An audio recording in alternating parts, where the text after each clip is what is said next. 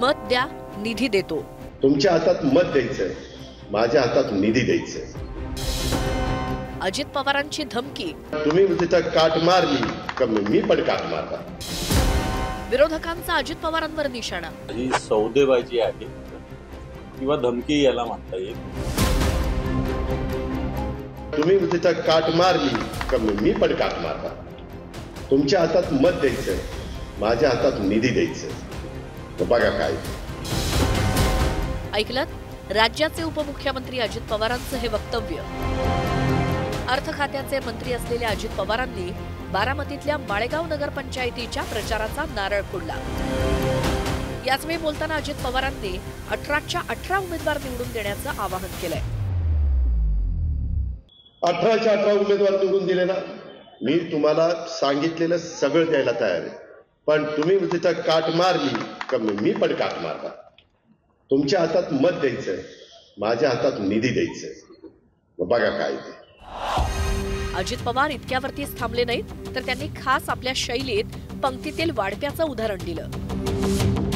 अर्थ मंत्रालय माझ्याकडे महायुतीनं दिलेलं आहे, परंतु वाटप करत असताना जसं पंगत बसल्यानंतर तो वाढपी ओळखीचा असल्यानंतर बरं वाटतं, तसं आज वाढपी तुमच्या समोर उभा आहे, तो तुम्हाला विनंती करतोय.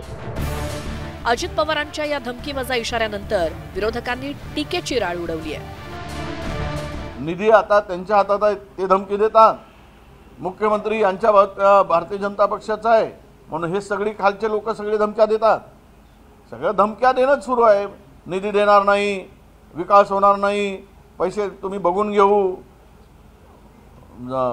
हे काही मला वाटतं की या सगळ्यामध्ये फेअर निवडणुका होणार का, हा खरा प्रश्न आहे. स्वच्छ पारदर्शी निवडणुका होतील का. आता ही सौदेबाजी आहे किंवा धमकी याला म्हणता येईल.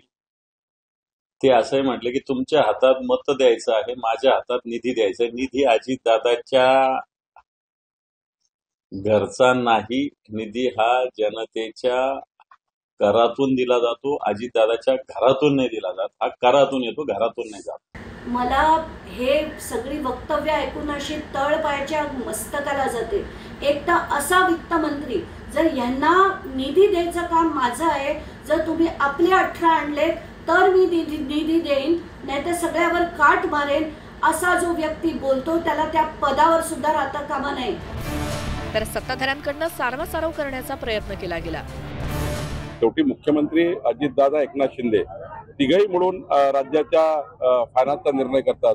शेवटी कुठल्याही फायनान्स डिपार्टमेंटला जेव्हा सही होतं तेव्हा तिघही मिळून सही करल्याशिवाय कुठलाही फायनान्स होत नाही. फायनान्स डिपार्टमेंट जरी अजितदादाकडे असलं तरी आम्ही सर्व मिळून कुठल्या विभागाला किती निधी द्यायचा हा निर्णय मुख्यमंत्री एकनाथ शिंदेजी आणि अजितदादा घेतात. त्यामुळे सर्व फायनान्स हे तिघाचे संमतीने चालतात. अजित पवारांनी यापूर्वी विधानसभा निवडणुकीपूर्वी कचा बटन दाबा, मी कसं काम करतो बघा, अशा पद्धतीचं वक्तव्य केलं होतं. त्या वक्तव्यावरनं वाद निर्माण झाला होता. त्यानंतर आता पुन्हा एकदा मत द्या, निधी देतो, अशा प्रकारचं वक्तव्य अजित पवारांनी केल्यामुळे राजकारण तापलंय. Bureau report, news 18 Lokmat.